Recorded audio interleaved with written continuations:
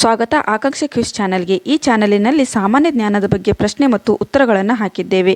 ಎಷ್ಟು ಪ್ರಶ್ನೆಗಳಿಗೆ ನಿಮಗೆ ಉತ್ತರ ಗೊತ್ತಿದೆಯೋ ಕಮೆಂಟ್ಸ್ ಮೂಲಕ ತಿಳಿಸಿ. ಕೊನೆಯದಾಗಿ ವಿಡಿಯೋ ನೋಡಿ, ಲೈಕ್ ಮಾಡಿ, ಸಬ್ಸ್ಕ್ರೈಬ್ ಮಾಡಿ. ಭಾರತದ ರಾಷ್ಟ್ರಪತಿ ಹುದ್ದೆಗೆ 2 ಬಾರಿ ಆಯ್ಕೆಗೊಂಡ ಏಕೈಕ ರಾಷ್ಟ್ರಪತಿ ಯಾರು?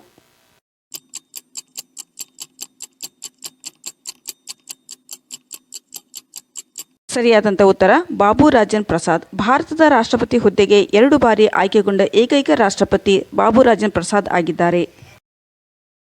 ಸಂವಿಧಾನದ ಎಷ್ಟನೇ ವಿಧಿಯು ಭಾರತದ ರಾಷ್ಟ್ರಪತಿ ಹುದ್ದೆಗೆ ಅವಕಾಶ ಕಲ್ಪಿಸಿದೆ?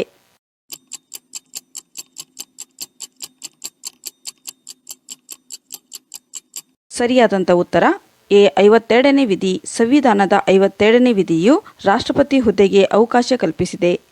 ಅತಿ ಕಿರಿಯ ವಯಸ್ಸಿನಲ್ಲಿ ರಾಷ್ಟ್ರಪತಿ ಹುದ್ದೆಯನ್ನು ಅಲಂಕರಿಸಿದ ಭಾರತದ ರಾಷ್ಟ್ರಪತಿ ಯಾರು?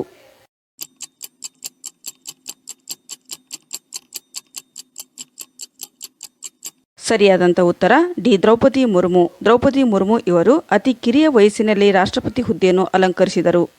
ರಾಷ್ಟ್ರಪತಿ ದ್ರೌಪದಿ ಮುರ್ಮು ಅವರು ಯಾವ ಬುಡಕಟ್ಟು ಜನಾಂಗಕ್ಕೆ ಸೇರಿದವರು?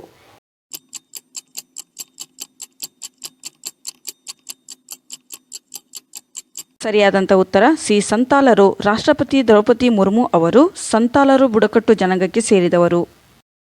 ಶರೀರದ ಯಾವ ಭಾಗಕ್ಕೆ ಗ್ಲುಕೋಮಾ ಕಾಯಿಲೆ ಬರುತ್ತದೆ?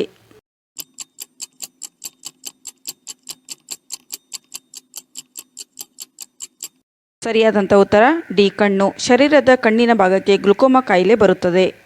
ಭಾರತದಲ್ಲಿ IPS ಹುದ್ದೆಯನ್ನು ಅಲಂಕರಿಸಿದ ಪ್ರಥಮ ಮಹಿಳೆ ಯಾರು?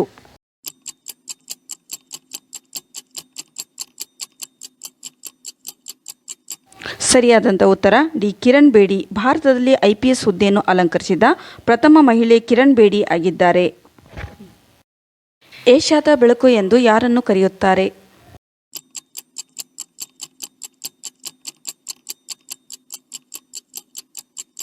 ಸರಿಯಾದಂಥ ಉತ್ತರ ಬಿ. ಬುದ್ಧ. ಏಷ್ಯಾದ ಬೆಳಕು ಎಂದು ಬುದ್ಧರನ್ನು ಕರೆಯುತ್ತಾರೆ. ಗಾಂಧೀಜಿ ಅವರ ಮೇಲೆ ಪ್ರಭಾವ ಬೀರಿದ ಗ್ರಂಥ ಯಾವುದು?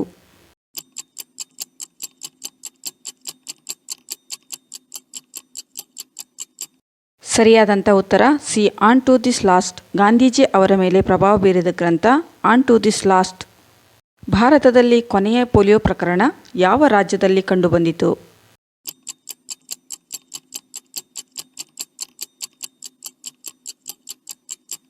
ಸರಿಯಾದಂಥ ಉತ್ತರ ಸಿ. ಪಶ್ಚಿಮ ಬಂಗಾಳ.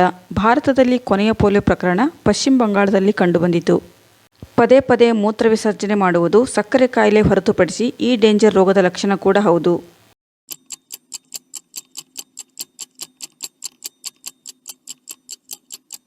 ಸರಿಯಾದಂಥ ಉತ್ತರ ಎ. Prostate cancer. ಪದೇ ಪದೇ ಮೂತ್ರ ವಿಸರ್ಜನೆ ಮಾಡುವುದು ಸಕ್ಕರೆ ಕಾಯಿಲೆ ಹೊರತುಪಡಿಸಿ ಪ್ರಾಸ್ಟೇಟ್ ಕ್ಯಾನ್ಸರಲ್ಲಿ ಈ ಲಕ್ಷಣ ಕಂಡುಬರುತ್ತದೆ. ಅಂಟಾರ್ಟಿಕ್ ಹೊರತುಪಡಿಸಿ ಅತ್ಯಂತ ದೊಡ್ಡ ಮರುಭೂಮಿ ಯಾವುದು?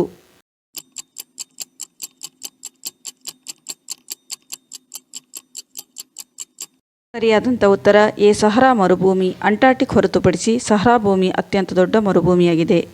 ಫ್ರಿಜ್ಜಿನಲ್ಲಿ ನೀರನ್ನು ತಂಪಾಗಿಸುವ ಅಂಶ ಯಾವುದು?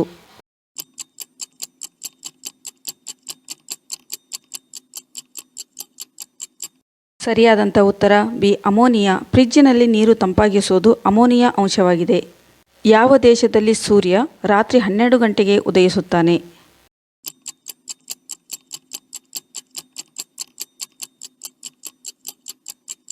ಸರಿಯಾದಂಥ ಉತ್ತರ ಡಿ. ನಾರ್ವೆ. ನಾರ್ವೆ ದೇಶದಲ್ಲಿ ಸೂರ್ಯ ರಾತ್ರಿ 12 ಗಂಟೆಗೆ ಉದಯಿಸುತ್ತಾನೆ. ಭಾರತದಲ್ಲಿ ಕರೆನ್ಸಿಯನ್ನು ಎಷ್ಟು ಬಾರಿ ನಿಷೇಧಿಸಲಾಗಿದೆ?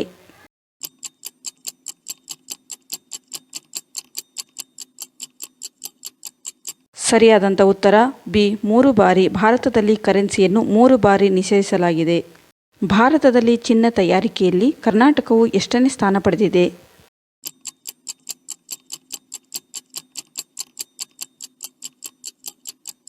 ಸರಿಯಾದಂಥ ಉತ್ತರ ಎ. 1ನೇ ಸ್ಥಾನ. ಭಾರತದಲ್ಲಿ ಚಿನ್ನ ತಯಾರಿಕೆಯಲ್ಲಿ ಕರ್ನಾಟಕವು 1ನೇ ಸ್ಥಾನ ಪಡೆದಿದೆ. ಕರ್ನಾಟಕದಲ್ಲಿ ಮೊದಲು ವಿಮಾನಯಾನ ಎಷ್ಟರಲ್ಲಿ ಪ್ರಾರಂಭವಾಯಿತು?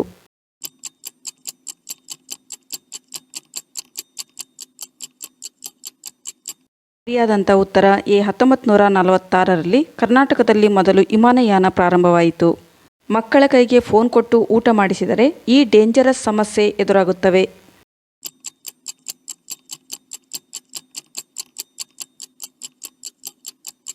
ಸರಿಯಾದಂಥ ಉತ್ತರ ಈ ಮೇಲಿನ ಎಲ್ಲವೂ. ಮಕ್ಕಳ ಕೈಗೆ ಫೋನ್ ಕೊಟ್ಟು ಊಟ ಮಾಡಿಸಿದರೆ ಈ ಮೇಲಿನ ಎಲ್ಲ ಸಮಸ್ಯೆಗಳು ಕಂಡುಬರುತ್ತವೆ. ಇಂತಹ ಇಂಟ್ರೆಸ್ಟಿಂಗ್ ಕ್ವಿಜ್ ವಿಡಿಯೋಗಳಿಗಾಗಿ ನಮ್ಮ ಚಾನಲ್ಗೆ ಸಬ್ಸ್ಕ್ರೈಬ್ ಆಗಿ.